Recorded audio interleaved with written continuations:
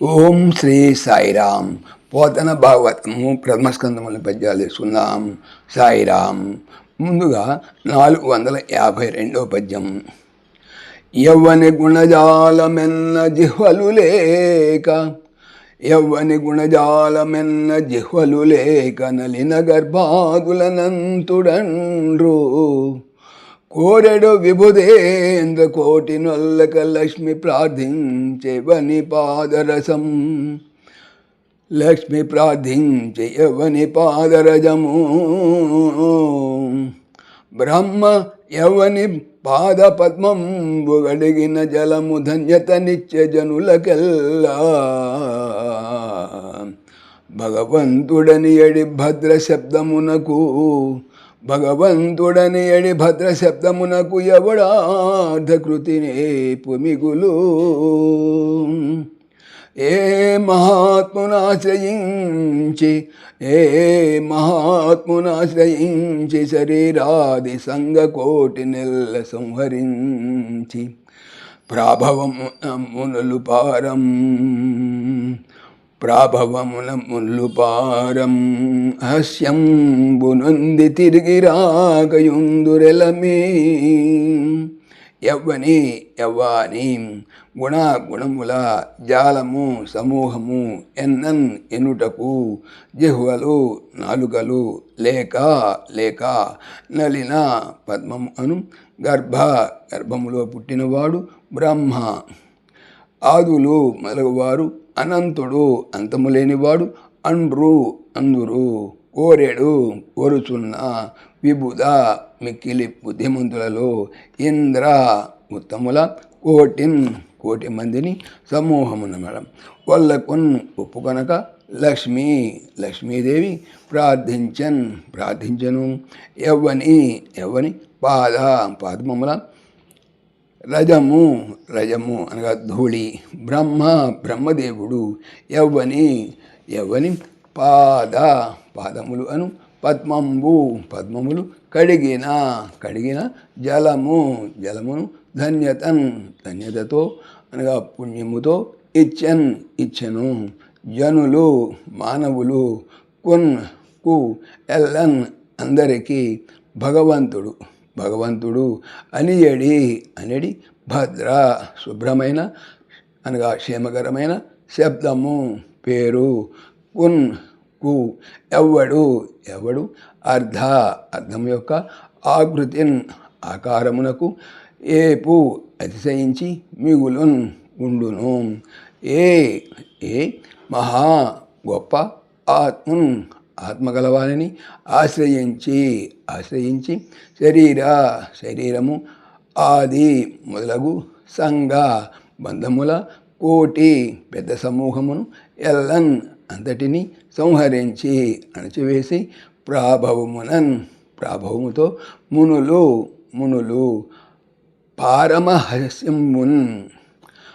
పరమహంసత్వమును అనగా ముక్తిని పొంది తిరిగి రాకుండగా ఉందురు ఎలమెన్ వికసించి. భావము.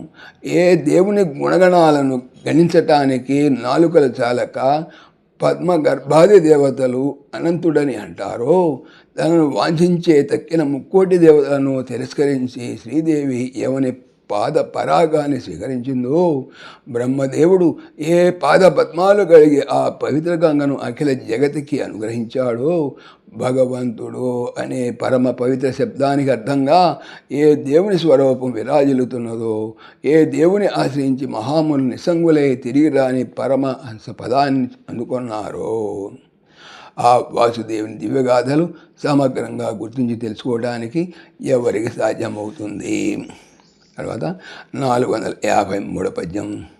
క్రమమున ఇంటికయగయుగాక విహంగము,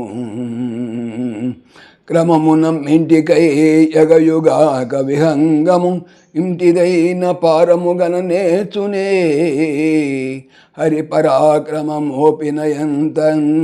కాక సర్వము వివరింపయవడు ప్రవర్తకుడవు మునులారా. నాదు చిత్తమునకు ఎంత కానబడే తప్పక చెప్పేద మీకు అంతయున్. క్రమముగా అనగా చక్కగా ఇంటి ఆకాశము కై నాకు ఎగయున్ ఎగురును కాక అయితే అయి ఉండవచ్చు అయినప్పటికీ కూడా విహంగము పక్షి మింటిది ఆకాశమునది అయినట్టి పారమున్ అంతు లేదా ధరి కనన్ చూచుట లేదా కనుగొనుట నేర్చుకొనగలదా.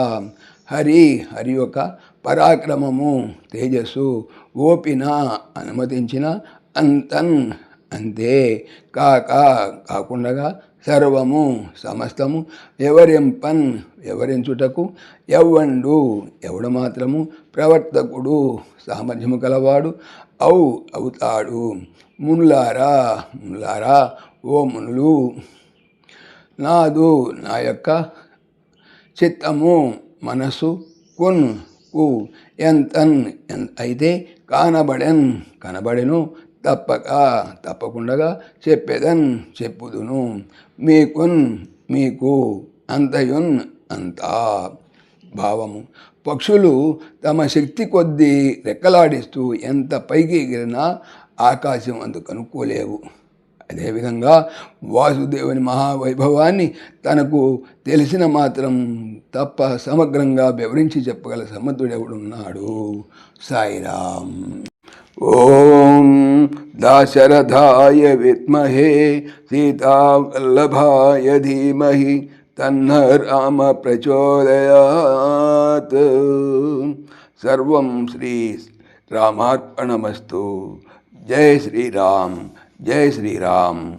ఆత్మీయులకు మనవి, ఈ ఛానల్తో పాటుగా అనంత మహిమల శ్రీ సత్యసాయి అనే ఛానల్ మరియు లెర్న్ భగవద్గీత లైవ్ గీత అనే భగవద్గీత ఛానల్ను స్వామి నా చేత చేయించున్నారని మనవి చేస్తున్నాను. వీటికి సంబంధించిన లింక్స్ డిస్క్రిప్షన్లో చూడవచ్చు. సాయిరామ్.